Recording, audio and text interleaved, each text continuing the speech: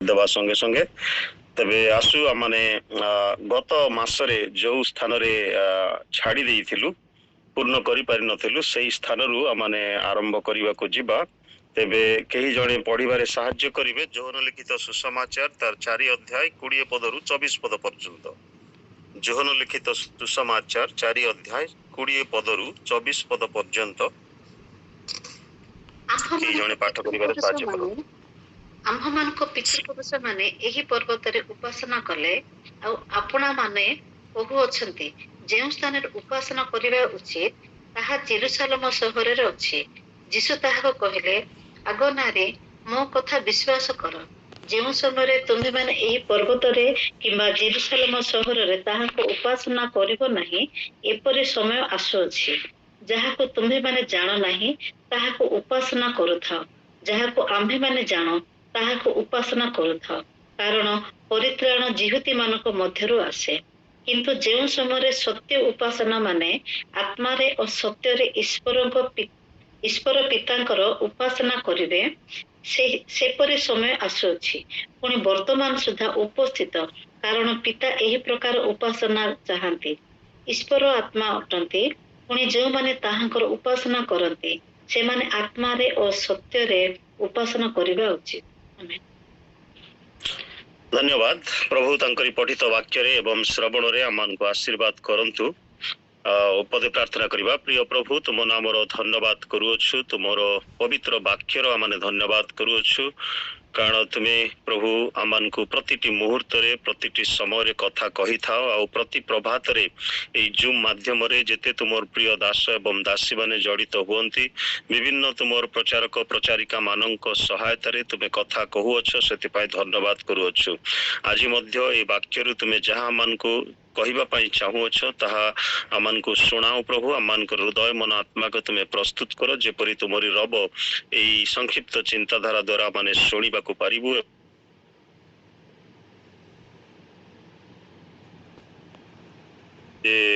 ପ୍ରଭୁ ଯୀଶୁ ଖ୍ରୀଷ୍ଟ ହେଉଛନ୍ତି ଜଣେ ମହାନ ଆତ୍ମା ଜୟଲାଭକାରୀ ବ୍ୟକ୍ତି। সেই সম্পর্কে আলোচনা করু করু মানে 3টি কথা আলোচনা করিଥିଲୁ। প্রথম কথা মানে আলোচনা করিଥିଲୁ যে জଣେ ସମୀରଣୀୟ ସ୍ତ୍ରୀ ପ୍ରଭୁ ଯୀଶୁଙ୍କର ସହିତ କେମିତି ସେ ସାକ୍ଷାତ କରନ୍ତି, ଗୋଟେ ଉଦ୍ଧାରକର୍ତ୍ତାଙ୍କ ସହିତ ସାକ୍ଷାତ କରନ୍ତି ଏବଂ ସେ ଉଦ୍ଧାରକର୍ତ୍ତାଙ୍କୁ କିଭଳି ଭାବରେ ଆମେ ଏହି ଶାସ୍ତ୍ରରେ ଦେଖିବାକୁ ପାରିଥିଲୁ ଯେତେବେଳେ ଯୋହନ 4 ଅଧ୍ୟାୟ 1 ପଦରୁ ଆମେ ଆଗକୁ ପଢିଥିଲୁ। ଯୀଶୁଙ୍କୁ ଆମେ ଦେଖିଥିଲୁ ଯେ ସେ ଚାଲି ଚାଲି ଯାଉଥିଲେ, ଯଦ୍ୱାରା ସେ ପଥଶ୍ରାନ୍ତ ହେଇଥିଲେ।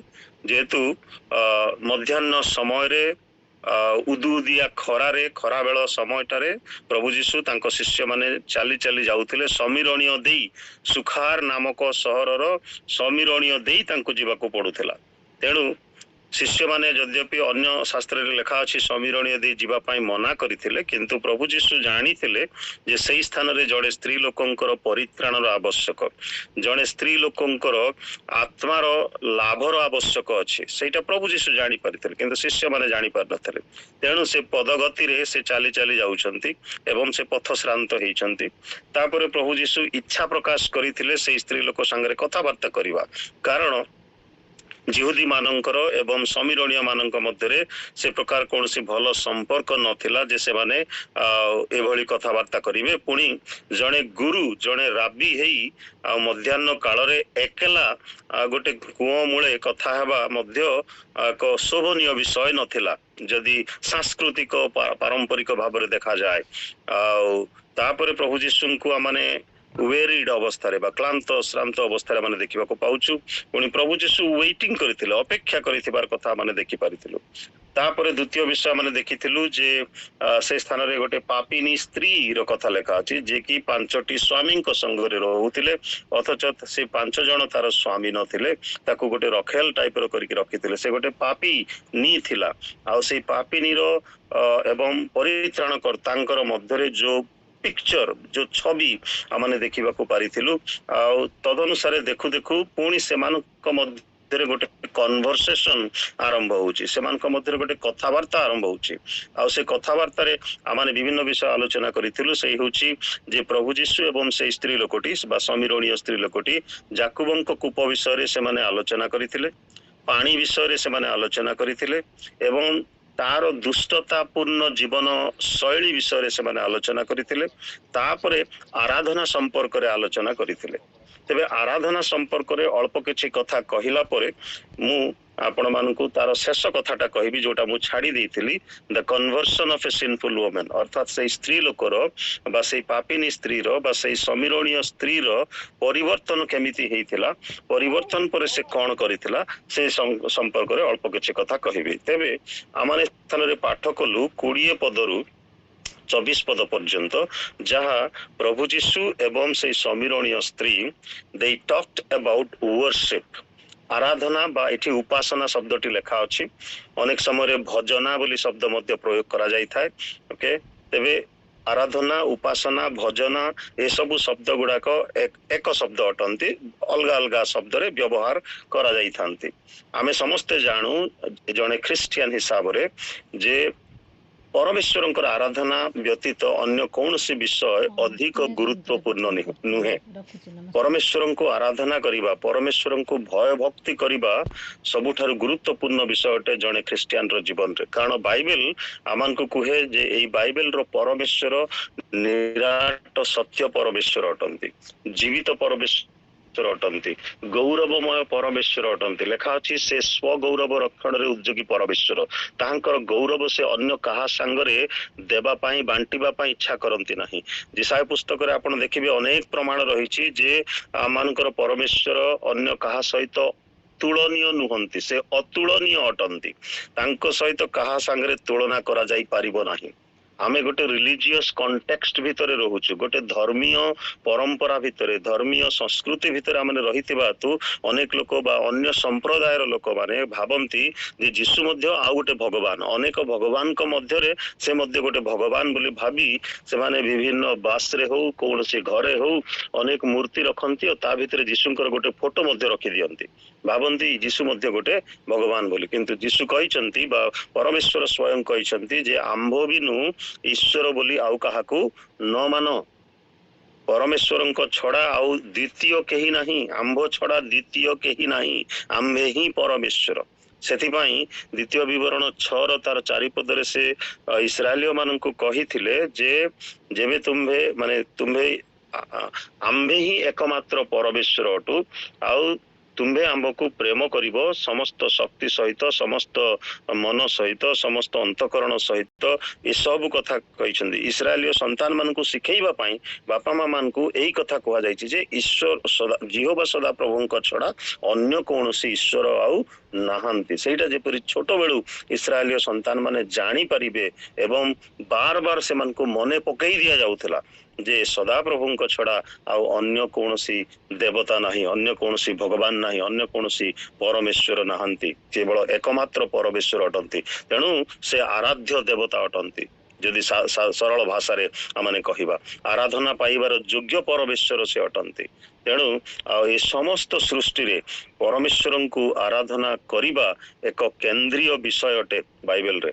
तथापि आमाने एई वास्तव आराधना बा उपासनार गुरुत्व को संपूर्ण रूपे बुझी न थाउ, केवल गीत वाद्ययंत्र ओ चित्कार सह डिया डेई करिबार विषय को आमे गोटे आराधना बोली करी भाबी थाउ एवं मने मने प्रति रविवार दिन आमानकर गिरजा उपासना रे जहा आमानकु देखिबा को मिली थाए एवं आमाने निजे मध्य करि थाउ, सेतिकी रे परमेश्वरंकर आराधना को आमाने सीमित करि देई थाउ। किंतु शास्त्र आमान को कौन कौन कहूची से विषय रे केतोटी कथा माने देखिबा आराधना संपर्क रे। के आराधना संबंध रे ए समीरणीय स्त्रींकर चिंताधारा कौन थिला, तार धारणाटा कौन थिला। प्रभु जीशुंक सहित से जेतेबेले कथावार्ता करूचंती स्त्री लोकटी 19 पदर देखंतु, स्त्री लोकटी ताहांको कहिला महाशय आपण जे जणे भाववादी एहा मु जानि पारुअछि। से प्रभु जीशुंको जणे भाववादी बोले जानि पारिला, से चिन्हि पारिला। तापर 20 पदरे आमने पढ़िलु आमानक पितृपुरुष माने एही पर्वत रे उपासना कले, आउ आपण माने कहउछंती जेउ स्थान रे उपासना करिबा उचित ताहा जेरूशलेम रे अछि।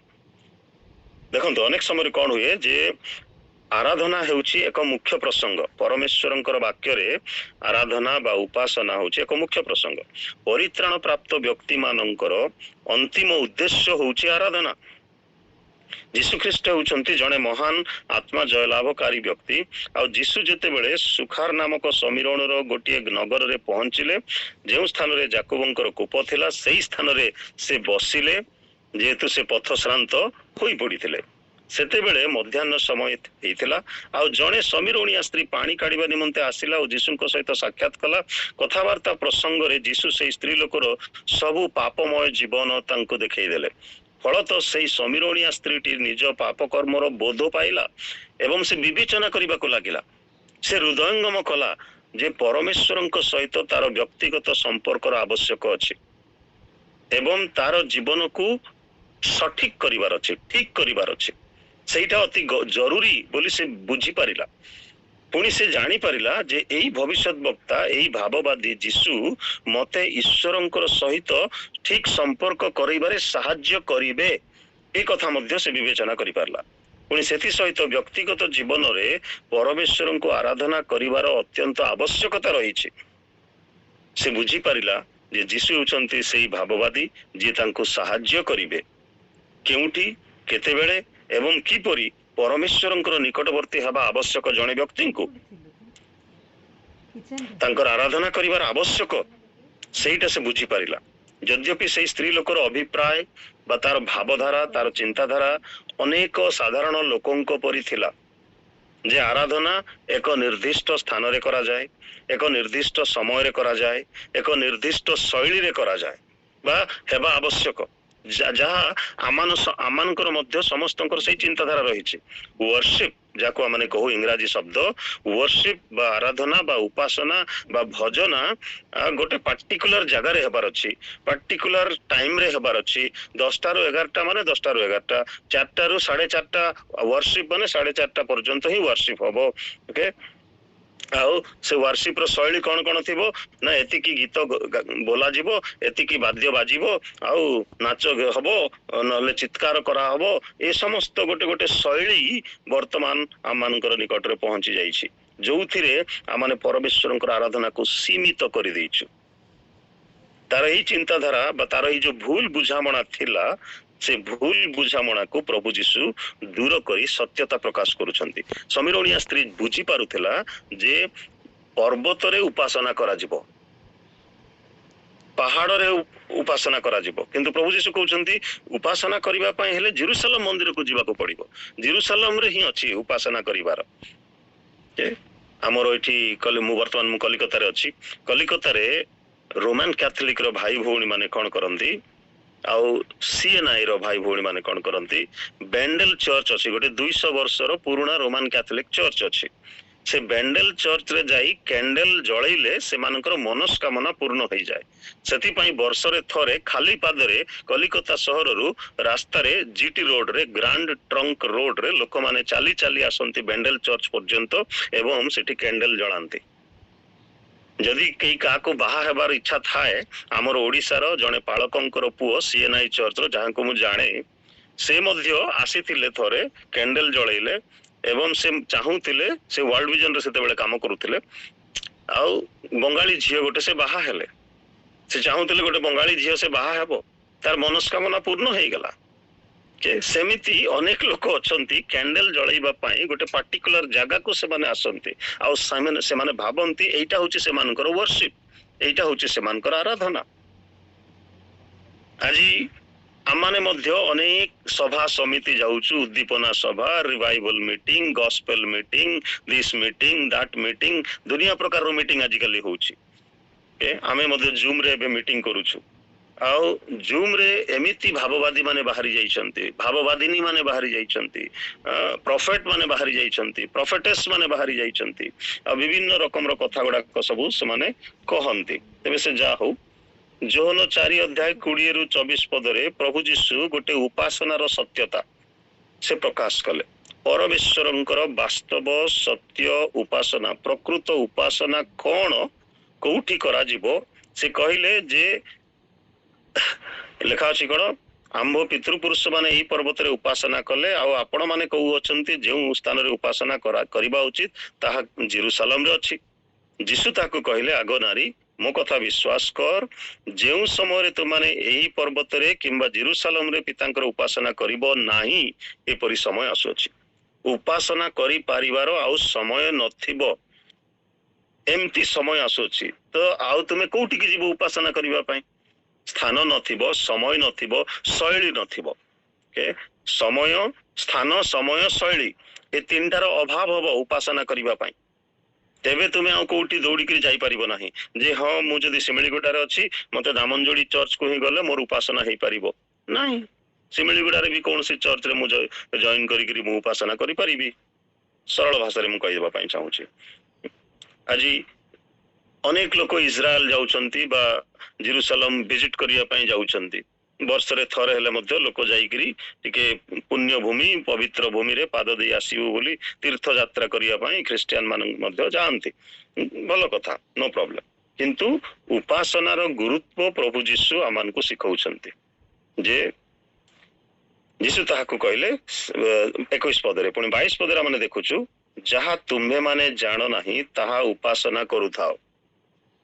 ନ ଜାଣିକିରି ଆମେ ଉପାସନା କରୁଥାଉ, ନ ଜାଣିକିରି ଆମେ ଆରାଧନା କରୁଥାଉ। ଅନେକ ସମୟରେ ଲୋକ ତାଳି ମାରୁଛନ୍ତି, ମୁଁ ମଧ୍ୟ ତାଳି ମାରିଦେବି। ଲୋକ ଗୀତ ଗାଉଛନ୍ତି, ମୁଁ ମଧ୍ୟ ଗୀତ ଗାଇଦେବି। ଗୀତ ଗାଇଲା ବେଳକୁ କିନ୍ତୁ ମୋର ମନ ଧ୍ୟାନ ଅଲଗା ଆଡେ ରହୁଛି। ଅନେକ ଜାଗାରେ ଏମିତି ଗୀତ ଗାଆନ୍ତି, ଏମିତି ନାଚନ୍ତି, ଏମିତି କୁଦନ୍ତି ଯୁବକ ଯୁବତୀ ମାନେ ବା ୱର୍ସିପ ଲିଡର ମାନେ, ଆଉ ଗୀତ ସରିଲା ପରେ ସେମାନେ ଦୁହେଁ ଉଦଲିଆ ବି ପଳାନ୍ତି। କୋରାପୁଟିଆ ଭାଷାରେ ଉଦଲିଆ ପଳେଇବାଟା ଗୋଟେ ମାନେ ଚିରାଚରିତ ପ୍ରଥା ଗୋଟେ ରହିଛି। ଯୁବା ଯୁବତୀ ମାନେ ବହୁତ ଏକ୍ସାଇଟେଡ ହେଇଯାଆନ୍ତି ଆଉ ଉତ୍ତେଜନା ପୂର୍ଣ୍ଣ ହୁଅନ୍ତି। ଲୋକେ ଭାବନ୍ତି ଆତ୍ମାରେ ପରିପୂର୍ଣ୍ଣ ହେଇଯାଇଛନ୍ତି, ଆଉ ତାପରେ ସେମାନେ କଣ କରନ୍ତି ନା ଲୁକାଚୋରା ହେଇକିରି ବିବାହ ହେଇଯାଆନ୍ତି। ୱର୍ସିପ ଲିଡର ଗୁଡାକ ବିଭିନ୍ନ ଜାଗାରେ ହେଇଛି ଏ କଥା, ଆମେ କେତେକ ବିଷୟ ଜାଣିଛୁ, କିନ୍ତୁ ମୁଁ ନାମ ବା ସ୍ଥାନର ସେଟା ପ୍ରକାଶ କରିବି ନାହିଁ। ତେବେ ସେଇଟା ଆମର ଆଲୋଚ୍ୟ ବିଷୟ ନୁହେଁ। କିନ୍ତୁ ଉପାସକ ଉପାସିକା ମାନେ କୋଉ ଭଳି ଭାବରେ ଉପାସନା କରିବେ ତାହା ପ୍ରଭୁ ଯୀଶୁ କହୁଛନ୍ତି ଯେ ଯାହା ତୁମମାନେ ଜାଣ ନାହିଁ ତାହା ଉପାସନା କରୁଥାଅ, ଯାହାଙ୍କୁ ଆମେ ମାନେ ଜାଣୁ ତାହାଙ୍କୁ ଉପାସନା କରୁଥାଉ, କାରଣ ପରିତ୍ରାଣ ଜିହୁଦୀ ମାନଙ୍କ ଠାରୁ ବା ଜିହୁଦୀ ମାନଙ୍କ ମଧ୍ୟରୁ ଆସେ। ପ୍ରଭୁ ଯୀଶୁ ଜଣେ ଜିହୁଦୀ, ଆଉ ତାଙ୍କ ଠାରୁ ହିଁ ପରିତ୍ରାଣ ଆସେ। କାରଣ ତାହାଙ୍କ ଛଡା ଆଉ କାହାଠାରେ ପରିତ୍ରାଣ ନାହିଁ ଆକାଶ ତଳେ ମନୁଷ୍ୟ ମାନଙ୍କ ମଧ୍ୟରେ ଆଉ କୌଣସି ନାମ ଦିଆଯାଇ ନାହିଁ ଯାହା ଦ୍ୱାରା ଆମମାନଙ୍କର ପରିତ୍ରାଣ ସାଧିତ ହବ। ପ୍ରେରିତ 4 ଅଧ୍ୟାୟ ତାର 12 ପଦରେ। ତେବେ ଯୀଶୁ ତାକୁ ଶିକ୍ଷା ଦେଲେ ସତ୍ୟ ଆରାଧନା ସମ୍ବନ୍ଧରେ, ଯାହା କୌଣସି ସ୍ଥାନ, କୌଣସି ସମୟ ଓ କୌଣସି ଶୈଳୀରେ ସୀମିତ ନଥାଏ। ଏଇଟା ଆମମାନଙ୍କୁ ବୁଝିବା ଦରକାର, ଗୁରୁତ୍ୱପୂର୍ଣ୍ଣ ବିଷୟ। ପରମେଶ୍ୱରଙ୍କର ଆରାଧନା କରିବା, ଜଣେ ଆପଣ ମାନେ ବହୁତ ସ୍ତ୍ରୀ ଲୋକମାନେ ଏ ସ୍ଥାନରେ ଅଛନ୍ତି, ରୋଷେଇ କରୁ କରୁ ମଧ୍ୟ ରନ୍ଧାଶାଳାରେ ମଧ୍ୟ ଆପଣ ମାନେ ପରମେଶ୍ୱରଙ୍କର ଆରାଧନା କରିପାରିବେ। ଆପଣ ମାନେ ଗୁଣଗୁଣ ହେଇକିରି ଗୀତ ଗାଆନ୍ତି, ମୁଁ ମଧ୍ୟ ଗୀତ ଗାଏ, ବାଥରୁମରେ ଆମେ ସବୁ ଗୀତ ଗାଉ, ଗାଧେଇବା ବେଳେ ଅନେକେ ସେ ପ୍ରକାର କରନ୍ତି। ଏ ହଉଛି ଗୋଟେ ପର୍ସନାଲ ରିଲେସନସିପ, ଗୋଟେ ଇଣ୍ଟିମେଟ relationship with our God the Father।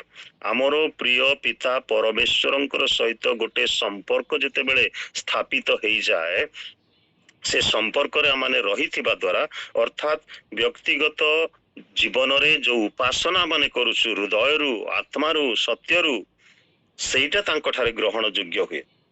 କେହି ଜଣେ ପଢନ୍ତୁ ଏବ୍ରି ପୁସ୍ତକ 12 ଅଧ୍ୟାୟର 28 ପଦଟି। ଏବ୍ରି ପୁସ୍ତକ 12 ଅଧ୍ୟାୟ ତାର 28 ପଦ। କୋଉ ପ୍ରକାର ଭାବରେ ଈଶ୍ୱରଙ୍କର ଉପାସନା କରାଯିବା ଆବଶ୍ୟକ ବୋଲି ସେ ସ୍ଥାନରେ ଲେଖା ଅଛି, ଦେଖନ୍ତୁ। ଅତଏବ ଅଟଳ ରାଜ୍ୟ ପ୍ରାପ୍ତ ହେବାରୁ ଆସ ଆମ୍ଭେମାନେ କୃତଜ୍ଞ ହୋଇ ଭୟ ଓ ଭକ୍ତି ସହକାରେ ଈଶ୍ୱରଙ୍କର ସନ୍ତୋଷଜନକ ଉପାସନା କରୁ। ଅଟଳ ରାଜ୍ୟ ପ୍ରାପ୍ତ ହେବାରୁ, ଯୋଉ ପରମେଶ୍ୱରଙ୍କର ରାଜ୍ୟ, ସିଓନ ରାଜ୍ୟ, ଅଟଳ ରାଜ୍ୟ, ସେଇ ରାଜ୍ୟର ପ୍ରଜାବାଚ୍ୟ ମାନେ, ତେଣୁ ଆମେ କୃତଜ୍ଞ ହୋଇ ଈଶ୍ୱରଙ୍କୁ ଭୟ ଓ ଭକ୍ତି ସହକାରେ ଈଶ୍ୱରଙ୍କର ସନ୍ତୋଷଜନକ ଉପାସନା କରୁ। ତ ଆମେ କି ପ୍ରକାର ଉପାସନା କରୁଅଛୁ ତାହା ମାନେ ବର୍ତ୍ତମାନ ନିଜେ ନିଜେ ପରୀକ୍ଷା କରିବା, ନିଜେ ନିଜେ ବୁଝିବା, ନିଜେ ନିଜେ ବିଚାର କରିବା। କିନ୍ତୁ ପ୍ରଭୁ ଯୀଶୁ ତାକୁ କହୁଛନ୍ତି ଏଇ ଭୟ ଓ ଭକ୍ତି ସହକାରେ ଈଶ୍ୱରଙ୍କୁ ଉପାସନା କରିବାର ବିଷୟ, ଆତ୍ମାରେ ଉପାସନା କରିବା ବିଷୟ, ସତ୍ୟରେ ଉପାସନା କରିବା ବିଷୟ ସେ ତାଙ୍କୁ କହୁଛନ୍ତି। ଏପରି ସମୟ ଆସୁଅଛି ଯେଉଁ ସମୟରେ ସତ୍ୟ ଉପାସକ ମାନେ ଆତ୍ମାରେ ଓ ସତ୍ୟରେ ପିତା ଈଶ୍ୱରଙ୍କର ଉପାସନା କରିବେ, କାରଣ ଈଶ୍ୱର ଆତ୍ମା। ପୁଣି ଆଉ ଯେଉଁମାନେ ତାଙ୍କର ଉପାସନା ବା ଆରାଧନା କରନ୍ତି ସେମାନେ ଆତ୍ମାରେ ଓ ସତ୍ୟରେ ଉପାସନା କରିବା ସେମାନଙ୍କର ଉଚିତ। ଅନେକ ଲୋକଙ୍କର ଚିନ୍ତାଧାରା ବା ଅବଧାରଣା ଆରାଧନା ସମ୍ପର୍କରେ ଯେ ଏହି ସମୀରଣୀୟ ସ୍ତ୍ରୀ ଲୋକ ପରି ରହିଅଛି। ଏବେ ବି କେତେକ ଭାବନ୍ତି ଆରାଧନା ଉପାସନା ଏଭଳି ଏକ ବିଷୟ ଯାହା କେବଳ ଗିର୍ଜା ଗୃହରେ ହିଁ ହେବ, ପାର୍ଟିକୁଲାର ଗୋଟେ ଗିର୍ଜା ଘରେ ହିଁ ହେବା ଦରକାର। ଆଉ କେତେକ ଲୋକ ଭାବନ୍ତି ଆରାଧନା ଉପାସନା ମାନେ ଗିର୍ଜା ଯାଅ, ନୀରବରେ ବସି ରୁହ, ଯାହା ସବୁ ଧର୍ମୀୟ କାର୍ଯ୍ୟକଳାପ କରାଯାଏ ରବିବାର ଦିନ ତାକୁ ଦେଖ ଓ ଶେଷରେ ଘରକୁ ଫେରି ଆସ। এই ପ୍ରକାର ଅନେକ ଅଛନ୍ତି, ଗିର୍ଜା ଯାଆନ୍ତି, ଆଟେଣ୍ଡାନ୍ସ ଦେଇକିରି ଗିର୍ଜା ଘରେ ପଛ ଆଡେ ବସିକିରି ଶୋଇକିରି ମଧ୍ୟ ପଳେଇ ଆସନ୍ତି। ଏହି ପ୍ରକାର ଚିନ୍ତାଧାରା ବାଇବଲର ପ୍ରକୃତ ଉପାସନା ବିଷୟ ଠାରୁ ବା ଉପାସନାର ସତ୍ୟତା ଠାରୁ ହଜାର ହଜାର ମାଇଲ ଦୂରରେ এই ପ୍ରକାର ଚିନ୍ତାଧାରା। ଆହୁରି ଅନେକ ଅଛନ୍ତି ଯେଉଁମାନେ ଭାବନ୍ତି ଯେ ଆରାଧନା ଉପାସନାର ମାନେ ହେଉଛି ଭଲ ଗୀତ ବୋଲିବା, ପ୍ରଚାର କରିବା, ସାକ୍ଷ୍ୟ ଦେବା ଓ ଚିତ୍କାର କରିବା, ନାଚିବା, କୁଦିବା।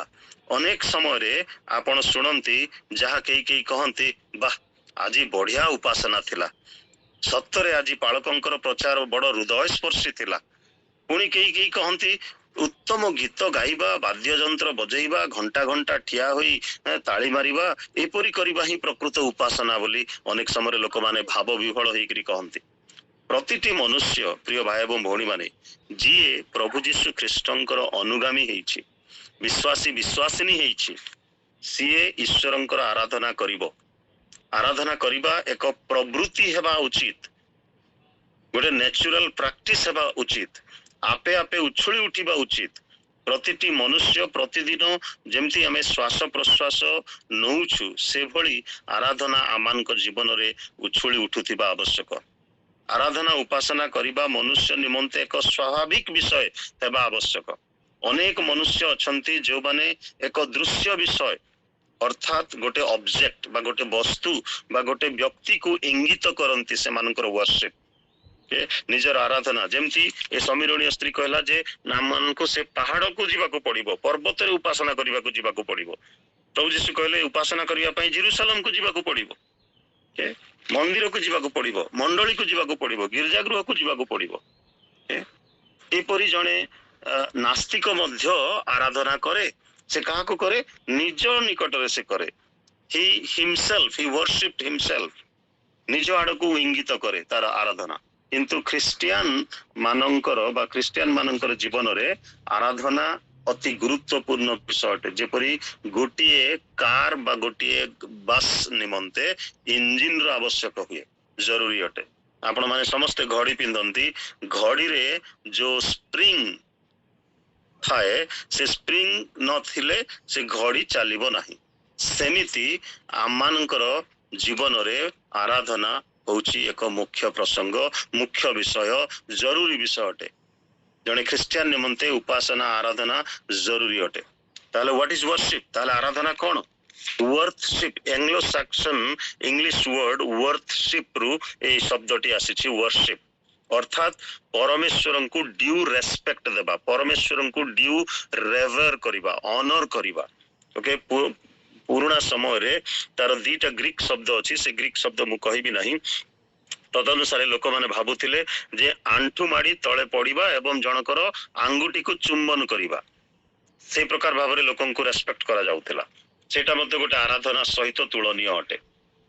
ଆଉ ପରମେଶ୍ୱର ଯେ ସମ୍ମାନ, ଆଦର, ମହିମା, କର୍ତ୍ତାପଣ ପାଇବାର ଯୋଗ୍ୟ ପରମେଶ୍ୱର ଅଟନ୍ତି, ତାଙ୍କୁ ତାହା ଦେବା। ତ ଭୟ ଆଉ ଭକ୍ତି ସହିତ ତିନିଟା ଏକ୍ସାମ୍ପଲ ଦେବି ଯେ ଆରାଧନା ମାନେ କଣ। ଜେନେରାଲି ବା ଜେନୁଇନ୍ ୱାର୍ସିପ କଣ ହୁଏ ନା କୋଇନସାଇଡ ୱିଥ ଗଡ୍ସ ନେଚର ବା ପରମେଶ୍ୱରଙ୍କର ସ୍ୱଭାବ ସହିତ ଏଇ ଏକ ଭକ୍ତିପୂର୍ଣ୍ଣ ଉପାସନା ସଂଯୁକ୍ତ ହୁଏ, ଯୋଉଟା ଆମେ ପାଠ କଲୁ ଏବ୍ରି ତାର 12 ଅଧ୍ୟାୟର 28 ପଦରେ।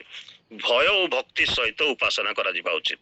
ବାଇବେଲର 3 ଜଣଙ୍କର କଥା ମୁଁ କହିବି ଯେ ପ୍ରକୃତ ଉପାସନା ହଉଛି ଦି ଆକ୍ଟ ଅଫ ରିଟର୍ନସ, ଏକ ଅନୁତାପର କାର୍ଯ୍ୟ ଅଟେ ଉପାସନା ବା ଆରାଧନା। ଦାଉଦଙ୍କ ଜୀବନରେ ଆପଣ ଦେଖନ୍ତୁ, ପରେ ପଢିବେ 2 ସାମୁଏଲ ତାର 12 ଅଧ୍ୟାୟ 20 ପଦରୁ 23 ପଦ ପର୍ଯ୍ୟନ୍ତ ଆପଣ ମାନେ ପଢିବେ। ସେ ସ୍ଥାନରେ ଦାଉଦ ନିଜ ପୁତ୍ର ପାଇଁ କଣ କରୁଥିଲେ? ଫାଷ୍ଟିଂ ପ୍ରେୟାର କରୁଥିଲେ। ଯେହେତୁ ସେ ବତ୍ସେବା ଠାରେ ଗମନ କଲା ପରେ ଯେଉଁ ପୁତ୍ର ଜନ୍ମିଥିଲେ ସେ ପୁତ୍ର ଅସୁସ୍ଥ ଥିଲେ।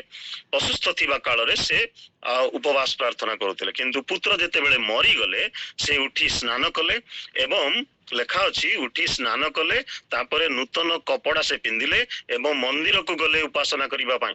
ତାପରେ ସେ ଭୋଜନ କଲେ।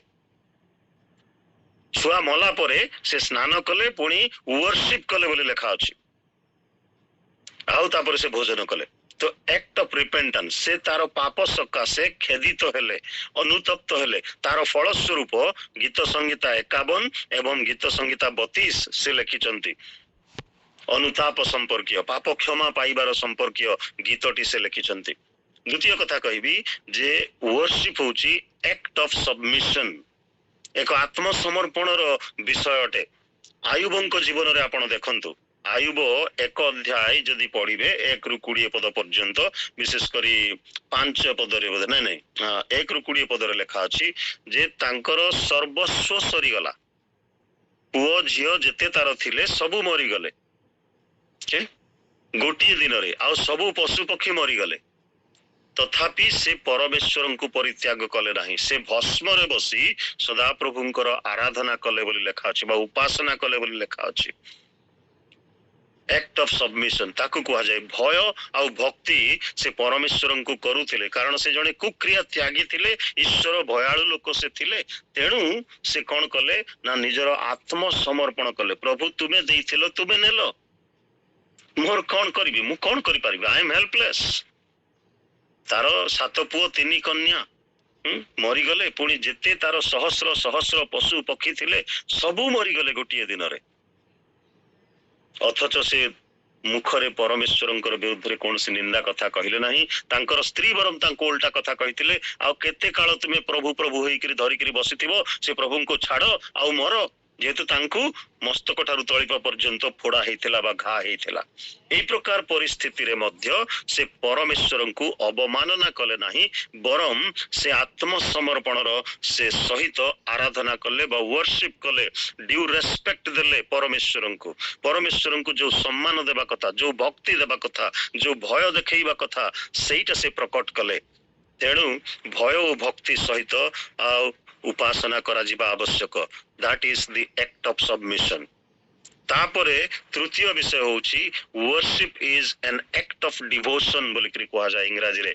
ଅର୍ଥାତ୍ ଯୋଉ ଭକ୍ତିର କଥା ମୁଁ କହିଲି, ଅବ୍ରାହମ ଆଦି ପୁସ୍ତକ 22 ଅଧ୍ୟାୟରେ ଆପଣ ଦେଖିବେ 1 ପଦରୁ 18 ପଦ ଯଦି ଆପଣ ମାନେ ପଢିବେ, ସେ ସ୍ଥାନରେ ଅବ୍ରାହମ ନିଜର ପୁତ୍ରଙ୍କୁ ବଳିଦାନ କରିବା ପାଇଁ ସେ ନଉଛନ୍ତି ମୋରିଆ ପର୍ବତକୁ।